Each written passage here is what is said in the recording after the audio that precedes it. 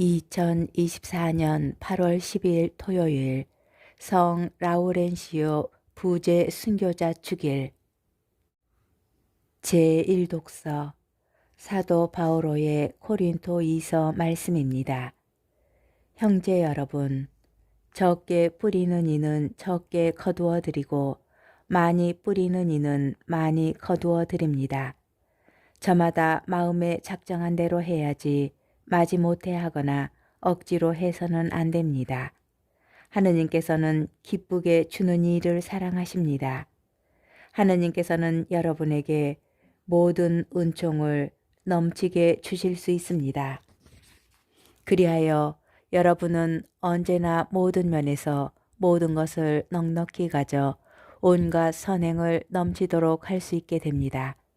이는 성경에 기록된 그대로입니다. 그가 가난한 이들에게 아낌없이 내주니 그의 의로움이 영원히 존속하리라. 씨 뿌리는 사람에게 씨앗과 먹을 양식을 마련해 주시는 분께서 여러분에게도 씨앗을 마련해 주실 뿐만 아니라 그것을 여러 곱절로 늘려주시고 또 여러분이 실천하는 의로움의 열매도 늘려주실 것입니다. 주님의 말씀입니다. 복음 요한복음 12장 24절에서 26절의 말씀입니다. 그때에 예수님께서 제자들에게 말씀하셨다. 내가 진실로 진실로 너희에게 말한다. 밀알 하나가 땅에 떨어져 죽지 않으면 한 알 그대로 남고 죽으면 많은 열매를 맺는다. 자기 목숨을 사랑하는 사람은 목숨을 잃을 것이고 이 세상에서 자기 목숨을 미워하는 사람은 영원한 생명에 이르도록 목숨을 간직할 것이다. 누구든지 나를 섬기려면 나를 따라야 한다. 내가 있는 곳에 나를 섬기는 사람도 함께 있을 것이다. 누구든지 나를 섬기면 아버지께서 그를 존중해 주실 것이다. 주님의 말씀입니다. 오늘의 묵상. 밀알은 죽지 않고 한 알 그대로 남아있으면 실제로는 아무런 의미가 없습니다. 그 밀알이 없어져야 싹이 트고 자라서 많은 열매를 맺습니다. 오늘 복음에서 예수님께서는 당신을 섬기려는 사람도 마찬가지라고 말씀하십니다.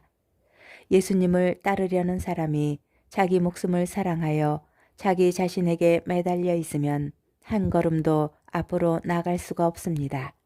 그런데 그것을 놓기가 쉽지는 않은 모양입니다.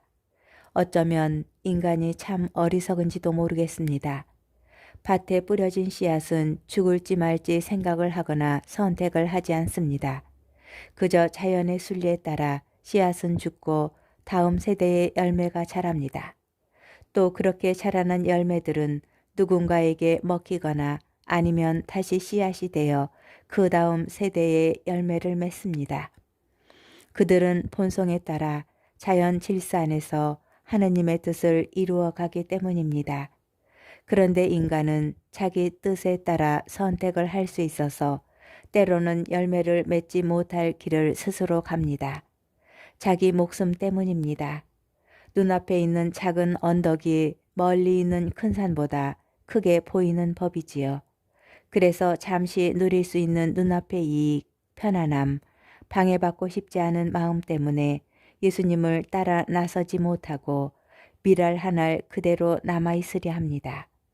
더 큰 것을 위하여 작은 것을 놓지 못하는 것입니다. 그러나 밀알을 보면 알 수 있습니다.